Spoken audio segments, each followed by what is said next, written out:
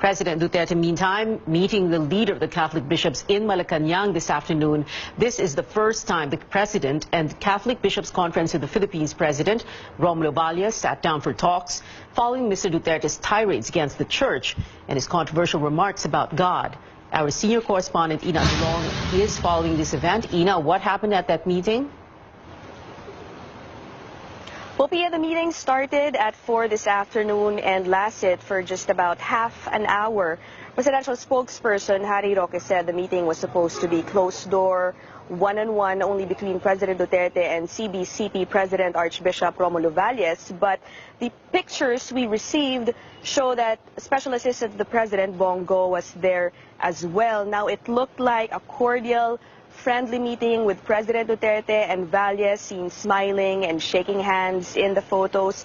President Duterte and Archbishop Valles are known to be good friends, primarily because they worked together and served the Voeños for a long time. Now, though the meeting was somewhat shorter than expected, there was a result, a positive outcome, which perhaps will be a pleasant surprise to Catholics.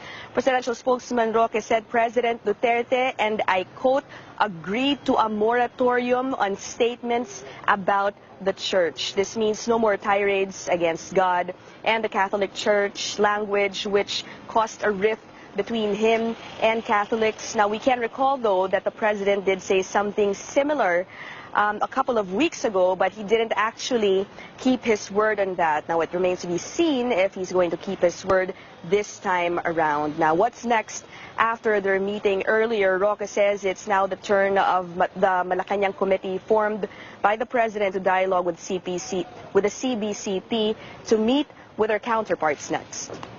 Now, I understand that after this initial one-on-one, there will be a meeting arranged between CBCP and our panel. So perhaps in the subsequent meeting, there will be an agenda to be formulated. Now, from there, Secretary Roque saying that both panels are expected to come up with a clear agenda on how dialogues will proceed, and also come up with specific outputs that they want out of these meetings. Yeah. Ina, no word on any apology given or accepted during that meeting? Well, no word on that yet.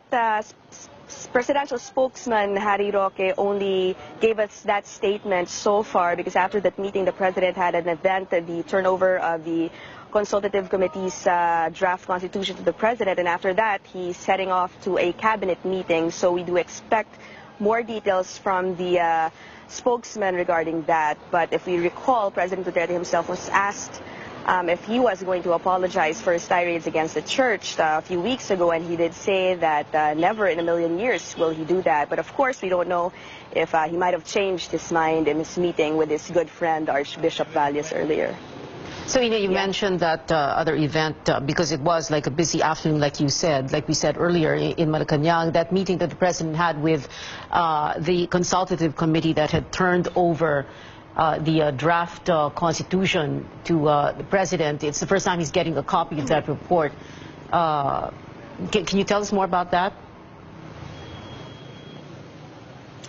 Well, we were expecting that the President was going to speak at that event. However, it turned out he didn't deliver any remarks there, so we did not actually see if he was going to keep his word about keeping silent on his tirades on the Church. However, there is a big development on this issue, the draft constitution submitted to President Duterte. Now, earlier today, Secretary Roque said that President Duterte is willing to serve as the head of the transition government that will be set up as the government shifts to the federal type of government. He said that the President is willing to do that as long as he won't be required to be in that position beyond his term, which ends in 2022. However, just a few minutes ago, Secretary Roque, in his Twitter account, said the President, and I quote, instructed the Consultative Committee to elect a transitional president. Roque said the President is willing to cut his term short and become coterminous with the transition period. The President also said that it's also to remove suspicions that he's out to extend his term. He said he's tired and that he's ready to give it to somebody else. President Duterte also saying, as relayed by Secretary Roque in his Twitter account, saying that electing a transitional leader would enable a younger leader to take over. Now, with seeing, or upon seeing the draft constitution which was given to the president earlier today, it would seem that that would still need to be revised. Yeah? Yeah, well, I guess there are many questions on that, if that would even be constitutional for the consultative committee to elect a transitional president. I'm sure these are questions that can be answered in the next few hours, hopefully by tomorrow. But also, just Ina, just one last question. There is that cabinet meeting that's happening today. Can you give us more details about that? I'm sure there's going to be a lot of talk later about the recent, well, the 3 killings of local officials in just the period of 1 week. Right, Pia. Well, actually, that scheduled cabinet meeting was just relayed to us, to the Malacanang press corps late this afternoon. So the agenda is still unclear for us. But if you want to know, Secretary Roque did talk about the killings again in the press briefing earlier today. He's saying that these killings show that the country might just be at the start of the political season, because he's pointing out, or he's claiming, that there's no pattern to these killings, and that the only common thing that the victims have is that they're all politicians. Yeah. Well, Ina Andalong, our Malacanang correspondent, they're covering so many topics in just one report. Thank you for that report, Ina.